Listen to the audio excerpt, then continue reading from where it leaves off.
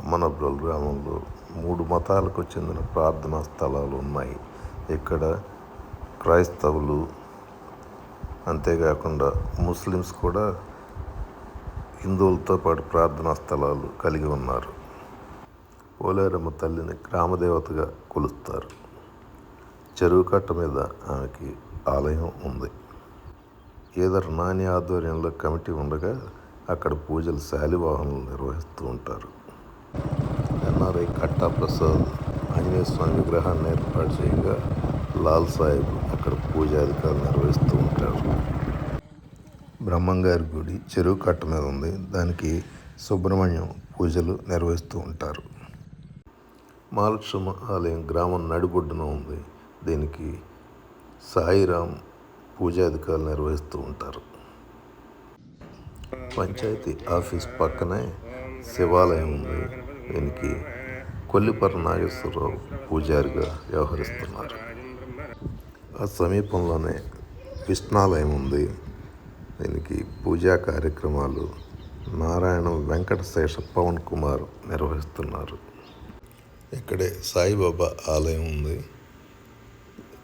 ఇక దీనికి పూజాధికారులు వచ్చేటప్పటికి పౌరోహితులు సాయిరాం అయ్యప్పలు నిర్వహిస్తూ ఉన్నారు. గ్రామంలోని దతినాల ప్రాంతంలో వెంకటేశ్వర స్వామి పక్కనే నరసింహస్వామి ఆలయాలు ఉన్నాయి. దానికి పూజారిగా నారాయణం వెంకటశేష పవన్ కుమార్ నిర్వహిస్తూ ఉంటారు. వివాహాలు జరిగే సమయంలో కొండకెదురు నడవటం సాంప్రదాయం. కరవది రోడ్డులోని మాగాలగుంట సమీపంలో పూజ నిర్వహించేవాళ్ళు. కొంతకాలం క్రితం దాత కోయ శ్రీనివాసరావు వెంకటేశ్వర నామాలను ఆకృతులను ఏర్పాటు చేశారు. కాగా దంపలకోట జ్ఞాపకార్థం కుటుంబ సభ్యులు చెరువు కట్ట సమీపంలో ఆకృతులు ఏర్పాటు చేశారు. హై స్కూల్ సమీపంలో గుణంకట్ట ఒడ్డున ఉన్న తిరుపతమ్మ గుడిని ఉన్నం తిరుపతయ్య వారి కొడుకులు వెంకట్రావు సుబ్బారావు ఆధ్వర్యంలో నడుపుతూ ఉన్నారు. పూజారిగా పూనూరి నాగమణి వ్యవహరిస్తున్నారు. సుందరయ్య నగర్లో రామాలయం ఉంది.